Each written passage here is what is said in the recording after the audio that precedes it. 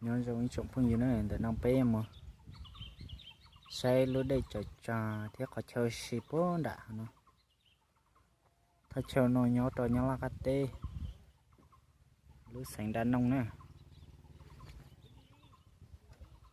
bây giờ đợi cho cam một xe tao xe giảm một đã chi lò dễ kia nó nằm mà giờ nó chia cp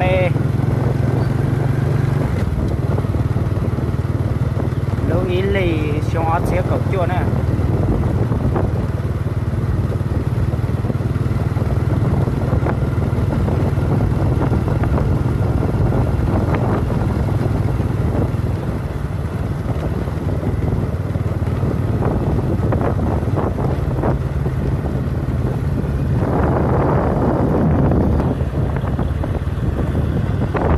nó mà mùi ớt do là lúc ở trong và nữa tin này mình trong cơ để chế số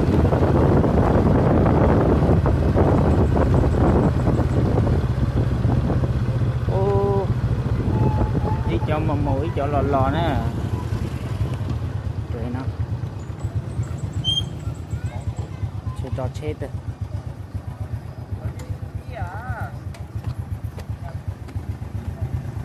tà này ơ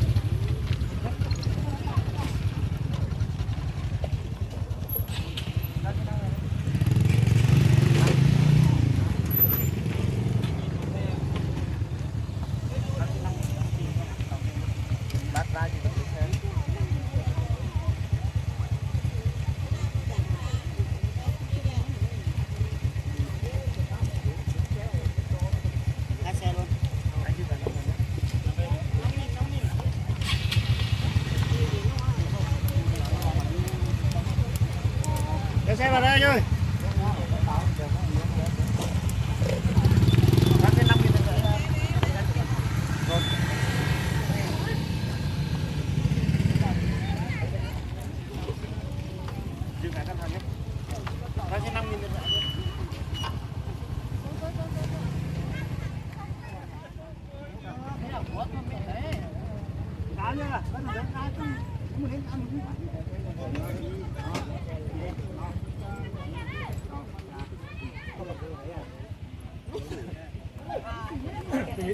Trời ơi, bữa nay làm dưới đây à?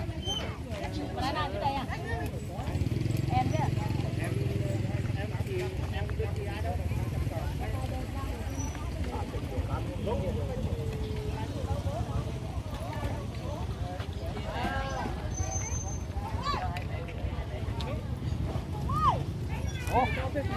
Mua rồi à?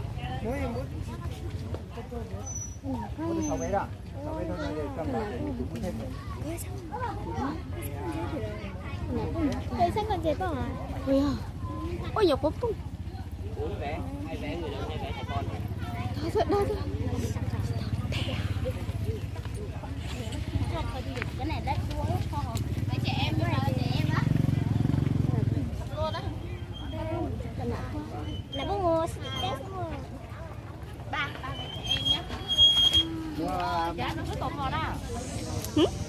Ba chỉ cứ cột mò.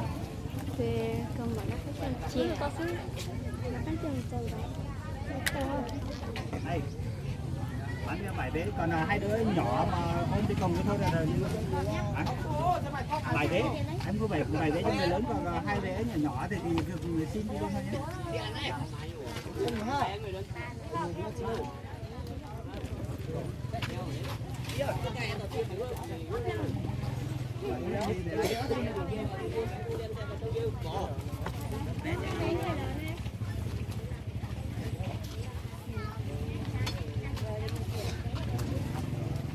Người đây 8 người lớn này, 3 trẻ em với 1 xe ô tô là 300 tròn tất cả đó. 8 người lớn, 3 trẻ em với 1 xe ô tô.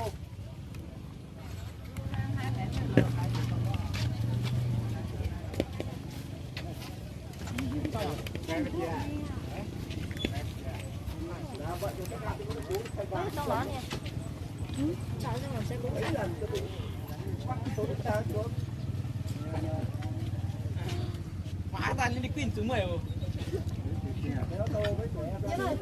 Quậy luôn. Vé là bao nhiêu?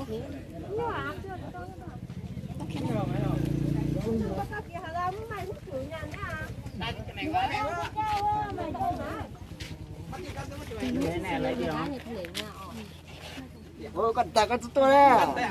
Ôi giờ tụi tôi họ Đứa nhỏ không lấy cái đây chị ở nhau nó mày. Có nhau ra ta. Cứ giáo được chưa? Có chia em vào bên này ra.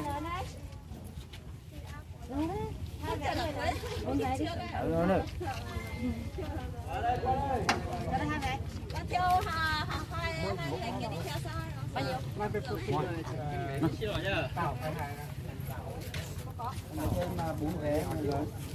Cô nhiều mà.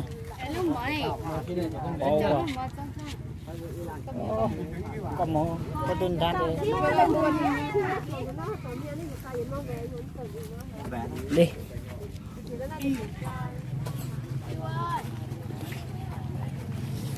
Thích tụi mai à?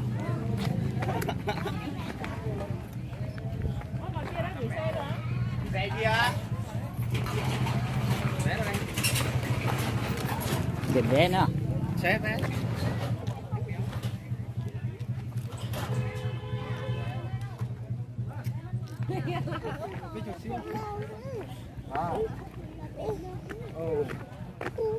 Chà, hả?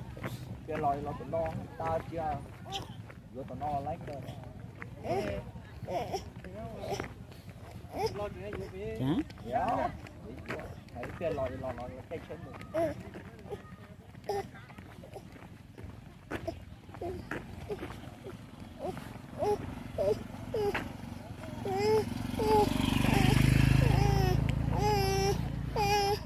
Chàng.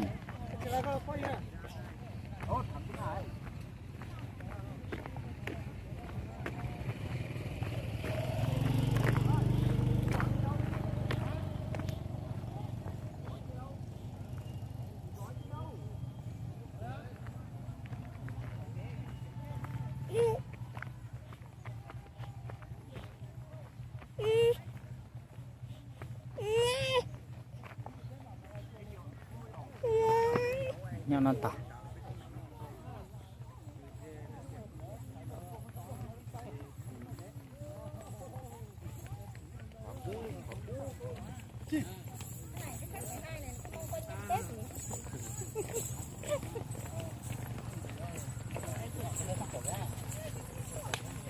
Nó tin anh tôi trong cờ đó.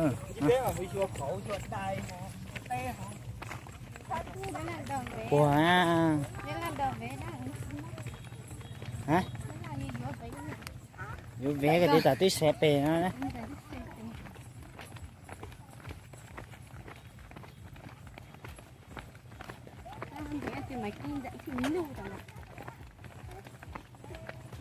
Chốt có trên xe tía vua. Chung cờ. Nó xe bè. Xe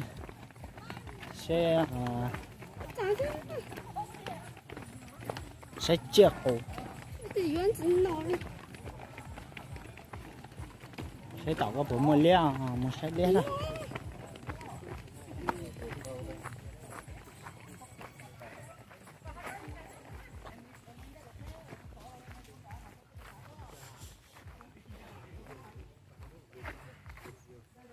chế dù ra dù nông.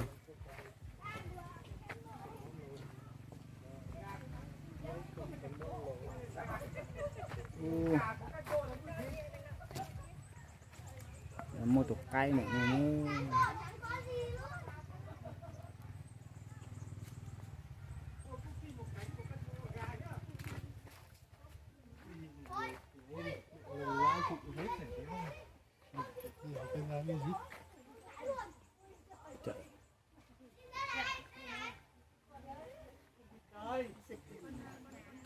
Có mới một con khỉ.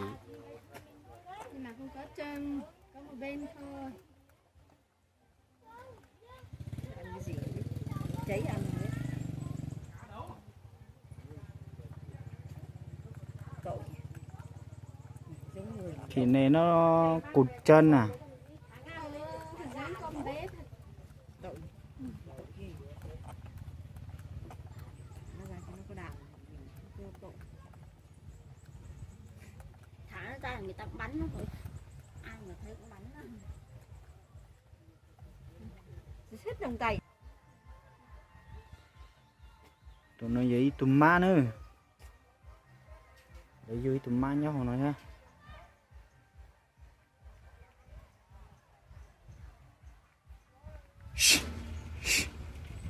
Chỉ cả sợ lò xe đi.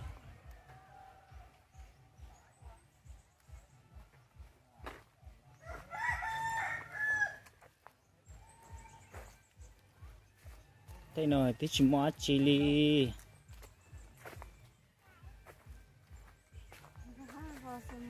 Nó to to. Dù áo tục cây. Dù cây tuần nọ xem nè.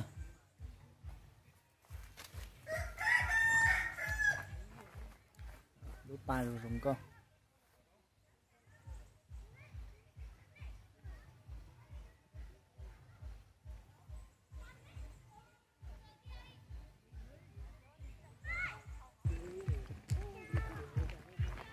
Nên đợi lúc trả chụp cho bó chế nè.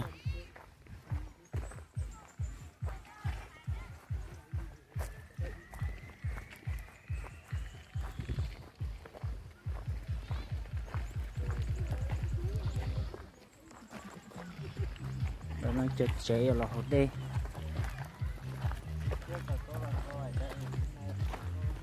Tụi đây nó tụi nó. Này tụi đây còn từ môn đảo lúc chạc mới gọi dùng câu thôi.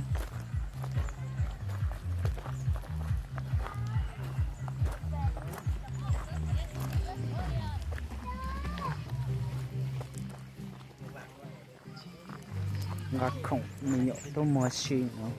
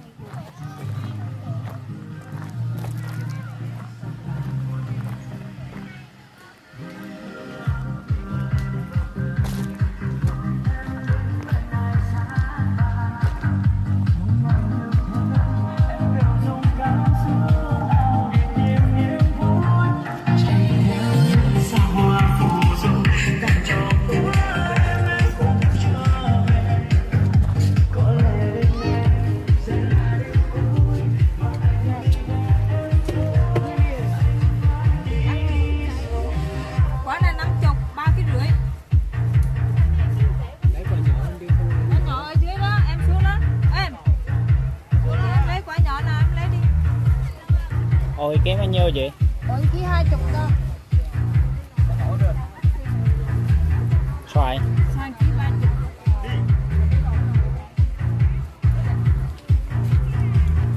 Lấy cho 1 ký xoài. Cái này 37.000.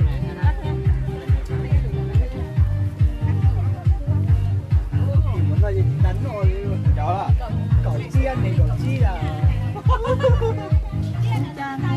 chưa ngon gì sơ rượu chưa ngon gì sơ giống dê Mỹ luôn. Thế là còn cuốn nó.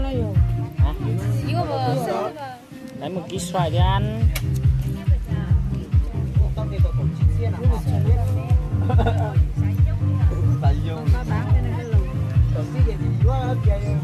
Không bao nhiêu bánh bán đó là được đó nha. Xuống với hàng gì cực. Xoài là bao nhiêu ơi? Cô ơi. Xoài 30 em. Sẵn sài đó.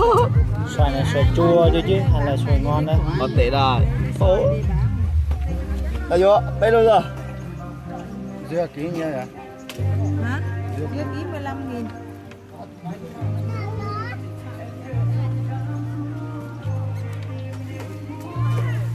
Ba quả chắc có 1 ký rồi. Tầm một. Hôm nay 13.000. Thì bây giờ quả nên nào rồi? Ủa chị Xuân nói. Bỏ thêm đủ ký. Đây quả nè. Mua vậy thôi. Có vậy thế hả? Rồi 8 là 3 21. Lấy cái 8324 chứ. 8324 quên nữa. Lấy kia cái bọc lên cho mẹ. Cái đây trả lại 1 chai đúng không? Xem mà. Lấy bao nhiêu? Bán từ từ có lồn có đủมันlỗ đó mày. 3 quả nữa đi. Đấy, cũng 8324 luôn.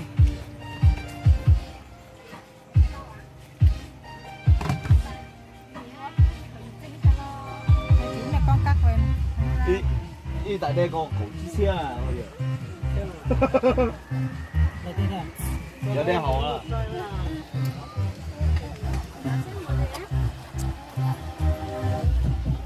Phát trực tiếp mà.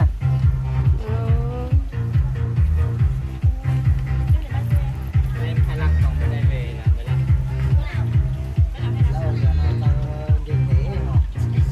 Nó bên nô đó hả? Đâu còn đuổi còn nó nô đó. Lấy lột nhá hồ. Ta cho nó mà cho nó được với. Cho nó biết nó là một người té lỗ nè. Rồi, 24.000 này, hồi lại 26.000 con.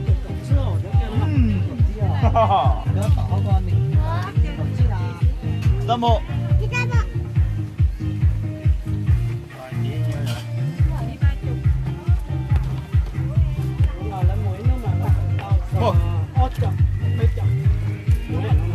Mua con mà tao tiền, ta sẽ bảo lên nhiều tôm cái này.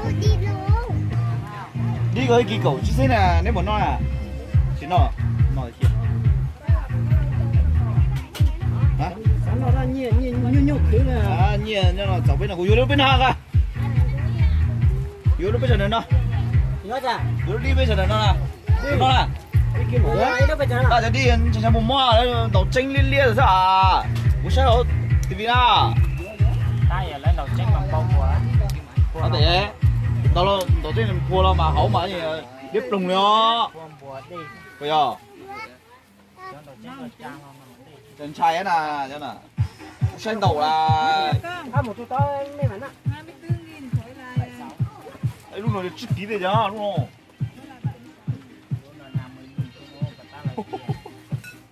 Tôi còn xe tôi Mua. phải vô rồi. Đi mà cũng chạy mua mót thế này. Mót nào? Nó nữa. Nó thật rồi.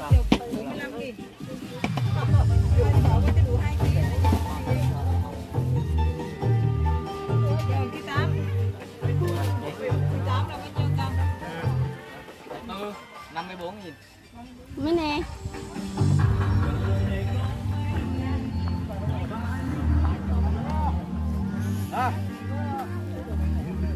Nó sắp chế cái tròn đã ở đây đó.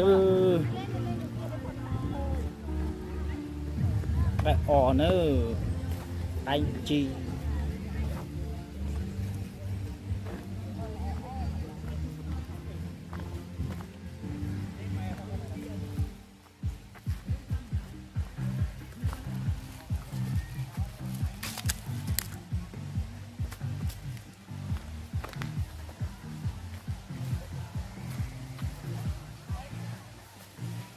Để chơi trà nhập phố hổ nữa.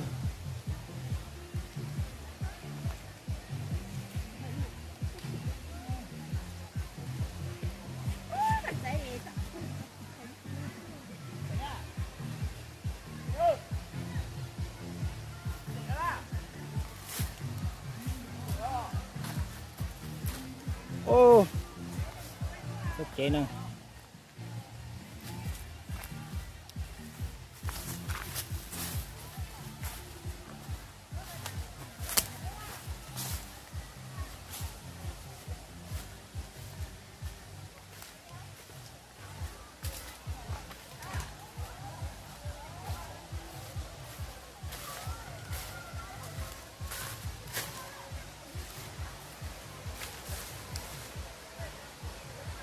Ngấp của họ nó nữa.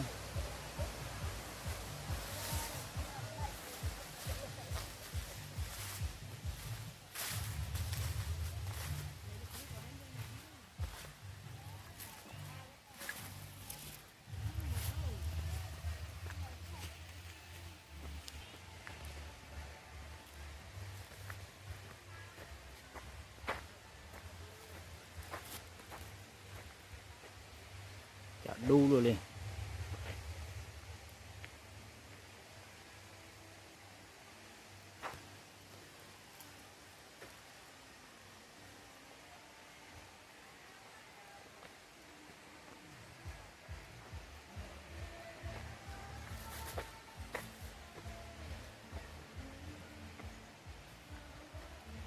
Tao kế nữa nó, mình kế có tơi thôi. Nó kế hai giống nữa. Lấy cho karaoke tôi hát tao nó xuống.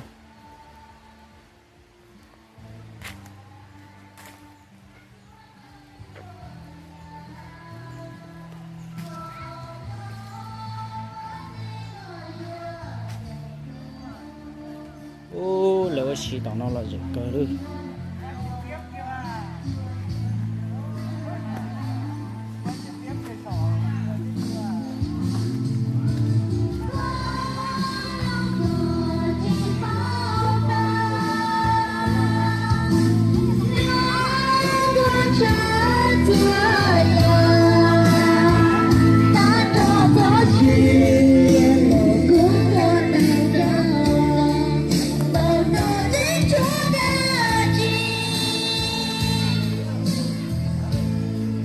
Hôm nay là phải có một loại rễ ơi.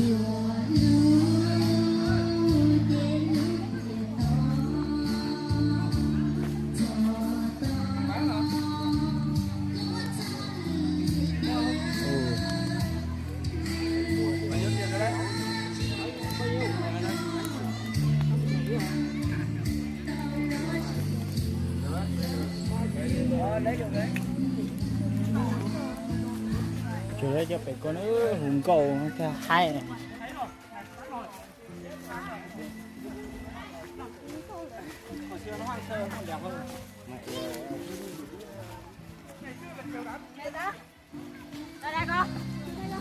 Đó. Đó.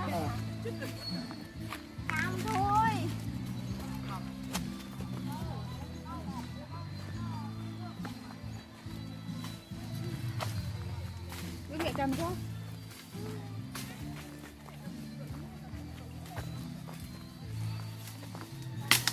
Lấy tới 9 cây nó nổi nữa.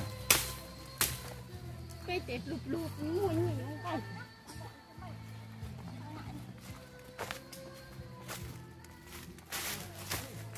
Ô, chế một số chế tiêu. Còn nó ngày bót trà.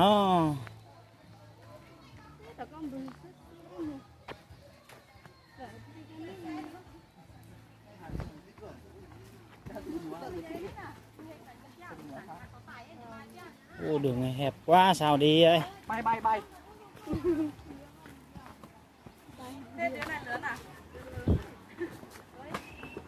Tránh cái trèo này xuống nhanh. Ồ, cái dây chèo hồi xưa nó cắt đi rồi à?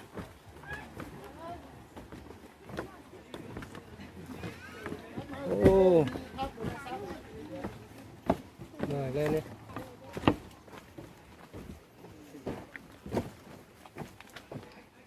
Cái dây chèo hồi xưa nó cắt đi rồi. Ồ, nó nói ấy giặc kể dê đâu. Gào lúc kể dê nó muốn ơi. Mong mà chống cha nào.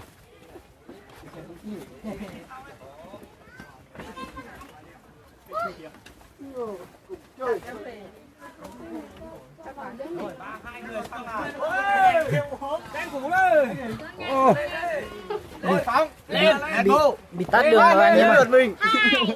Ba. Sách nghe ủng hộ sách cái này cái đây. Nặng lắm đấy.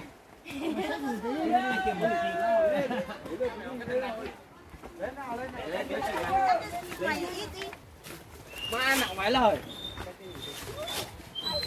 Lo gì cơ. Có gì lộn lộn gì? Cho gì nhớ tua đi không? Wow. Thì có những chim mỏ.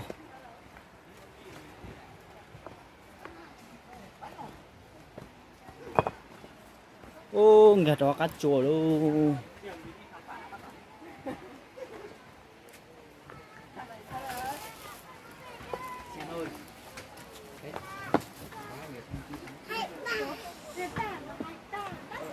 Tiếp bao giờ nào? Không có cờ nữa.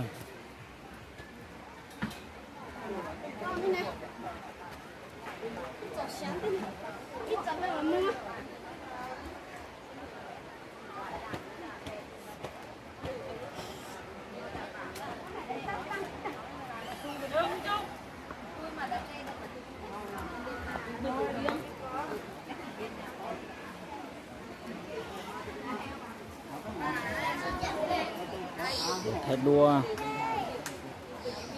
cho mình câu tôi thay đua này nữa.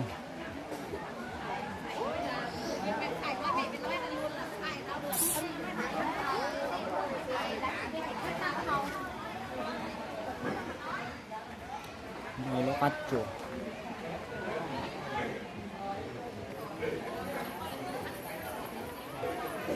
Đây lấy lúa trông à, lấy tô cọng. Ôi sợ nó đâu bền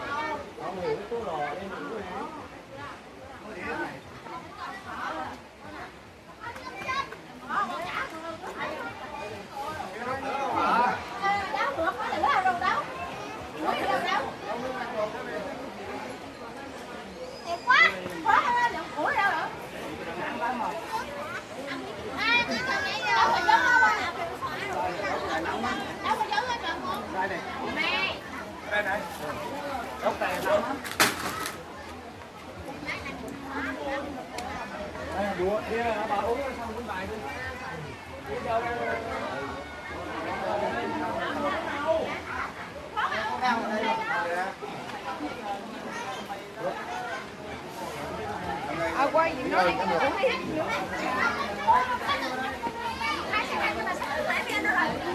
ông đang sắp giờ đó nha. Na đâu rồi? Na. Mình nói thành phố. Phải cái đi cái nào đẹp đi nào.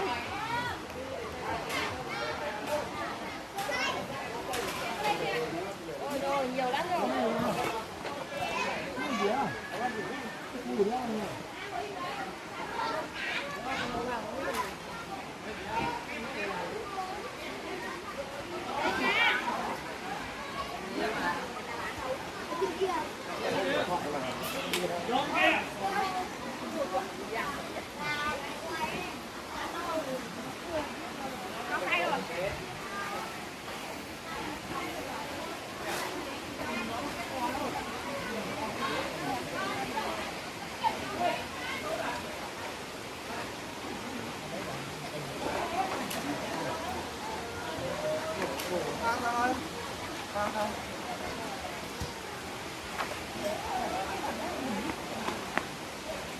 Ngã xuống đây này.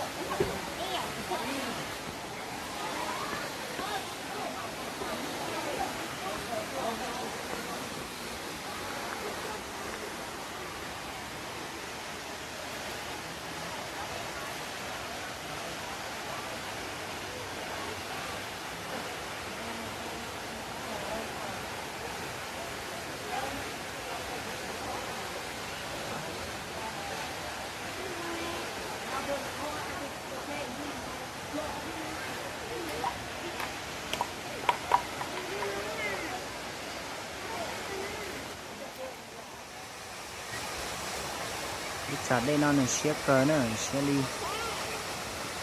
lau chi chồng mẹ nè lưỡi tre này lưỡi tre đốt khó bây giờ dầu lại chiên sai lại nữa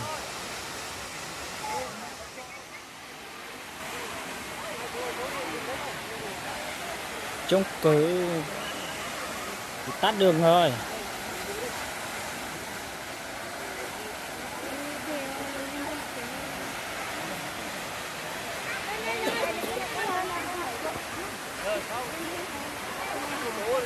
hả nó kéo xuống được không để con nó có xuống được không nắng rửa mặt không sao có mũ nó không sợ xuống dưới đây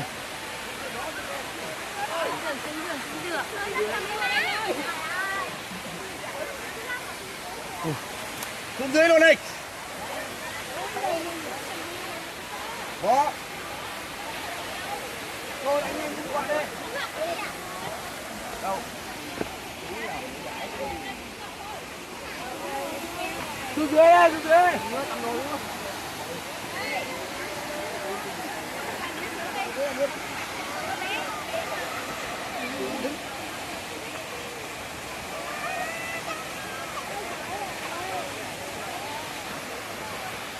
đây chỗ đây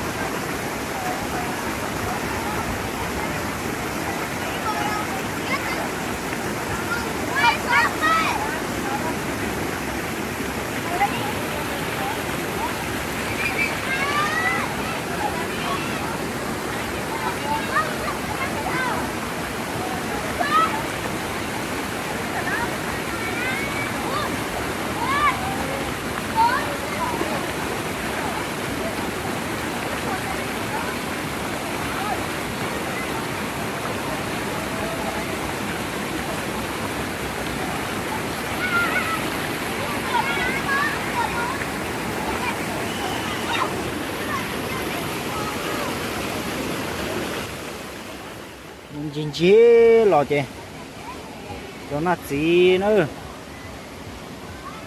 rồi nó chỉ cầu chùa luôn rồi nè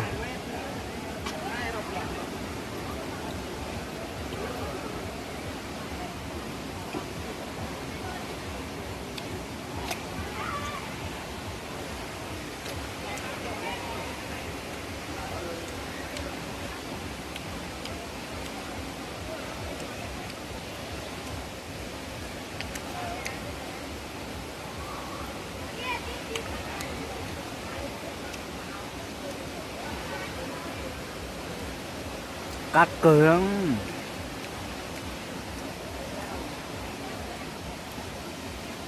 lên trên tàu rồi ha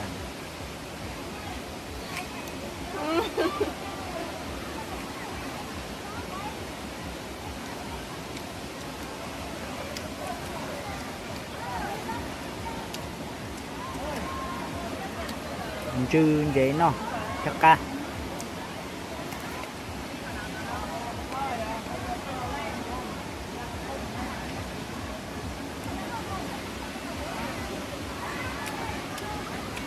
cuốn lại đó mấy nhỏ ăn cuốn lại sẽ sang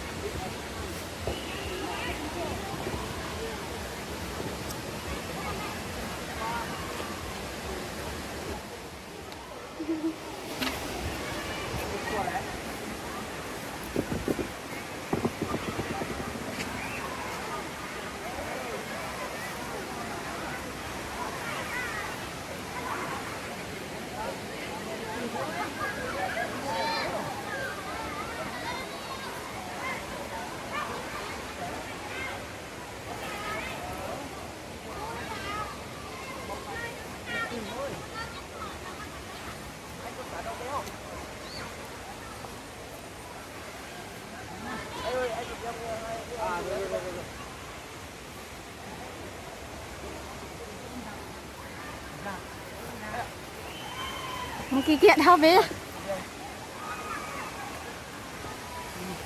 luôn đấy rồi đây là bao nhiêu đây là cá cá đâu cả cú bỏ biết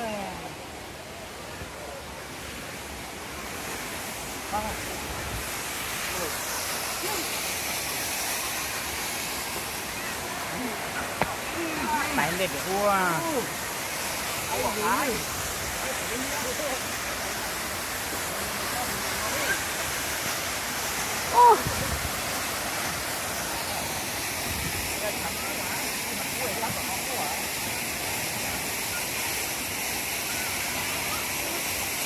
cái này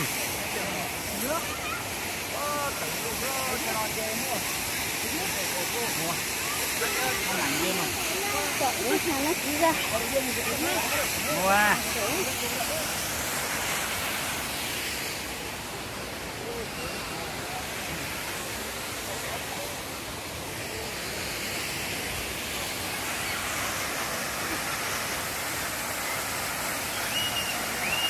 ô đèn nó rất rộng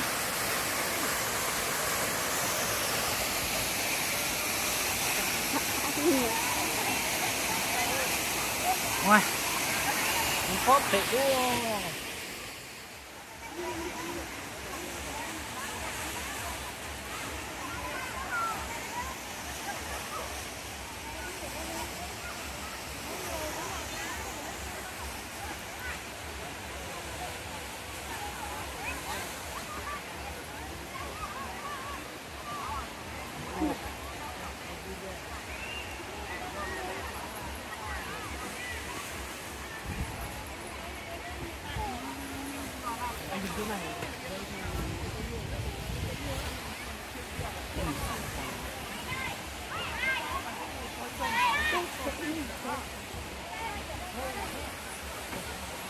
Hay là con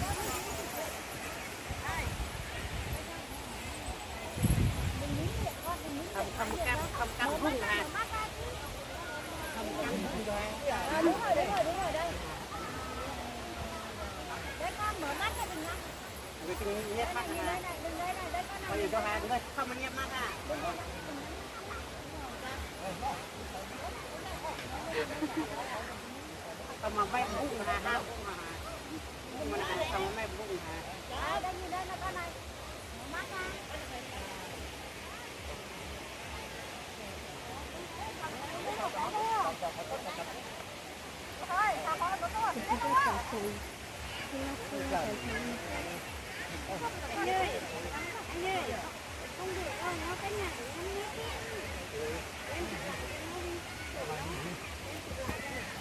Người ta đi qua đi rồi, không tự nó, để nó lấy chỗ này, để nó lấy lại nó nhắm mắt tụi nó. Đây con này con nhìn đây này, con để nó nhắm mắt đây này nhá. Rồi con mở mắt thế này, con đứng thế này này rồi. Đấy, con xuống tay thế này đẹp này, hai cái này. Đấy, con nhìn lên đây này nhá. Con nhìn nhắm mắt, con mở mắt ra này nữa, con nhìn đúng rồi, như thế này cũng được bình thường.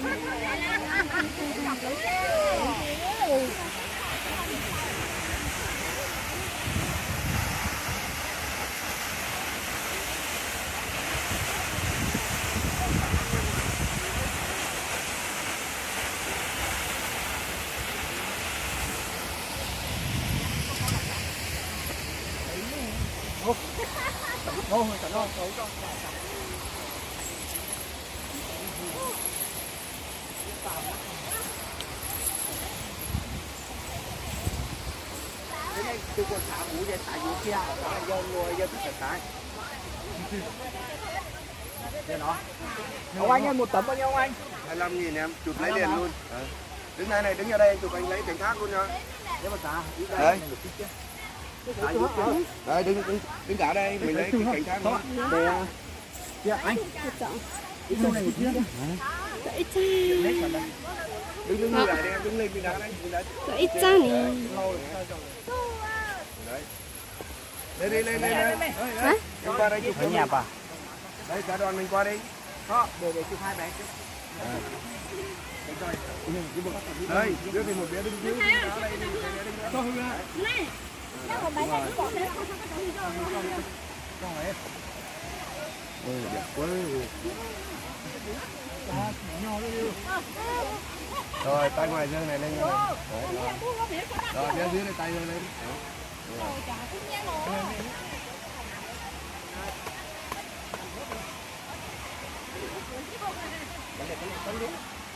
Rồi, từ từ lên dùng lên 1, 2. Rồi, đẹp rồi. Rồi, cho mình vào đây đi.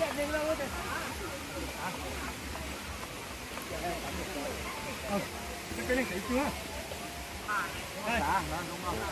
Ba bố con rồi. Đấy, mình biết ngoài rồi đúng không? Rồi, tươi nha. 1, 2, 3. Rồi.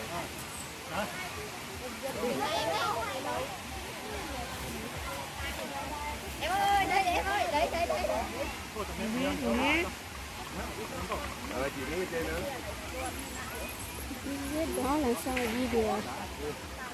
Đi bên, tính ra đi bên đây. Rồi, tôi đi lên. 1, 2,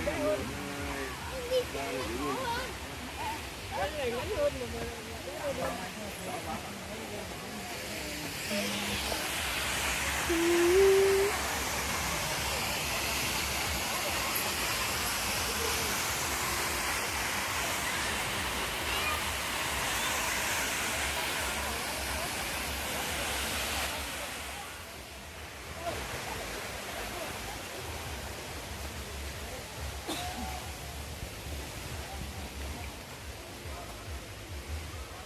cho là chơi cái bún cái không.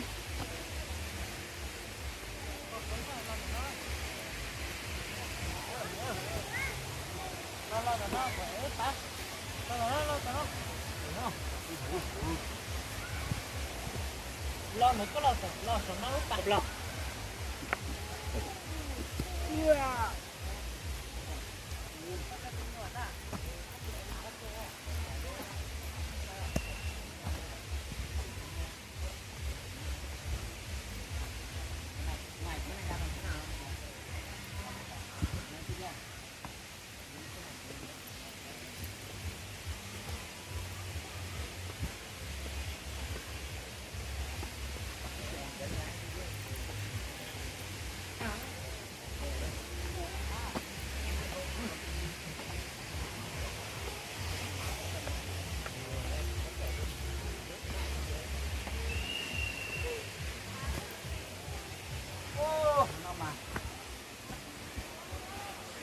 càng chỉ to luôn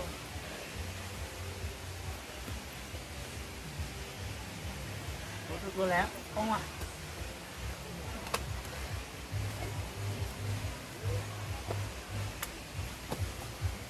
trong ta hồ nữa nhặt trong hồ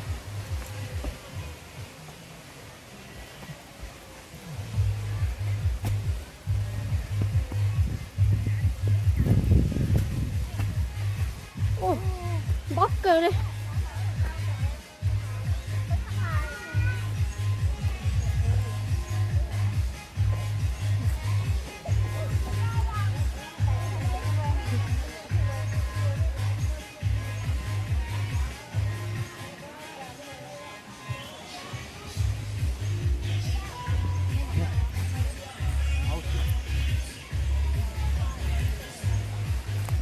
được rồi này được Thì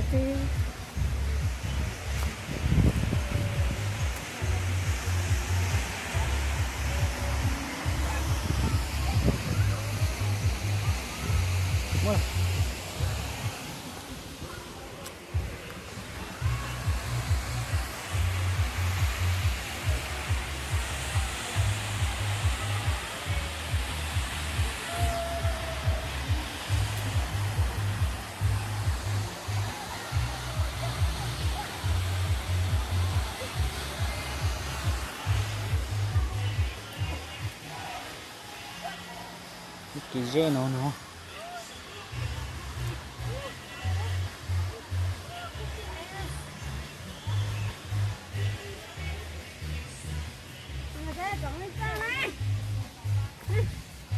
không hay đâu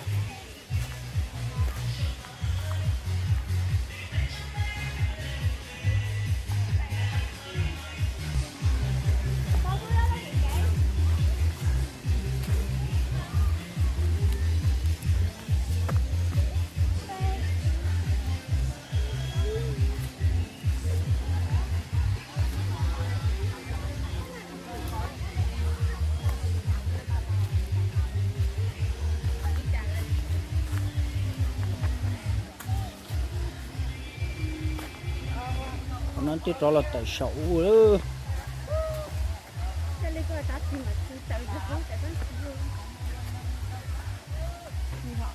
không đừng cho cái loa ấy nghe nhạc ké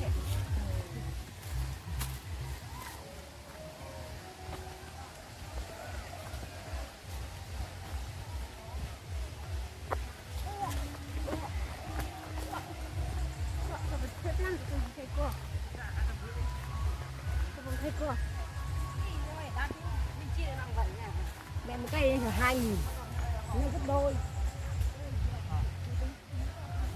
À, tờ kia.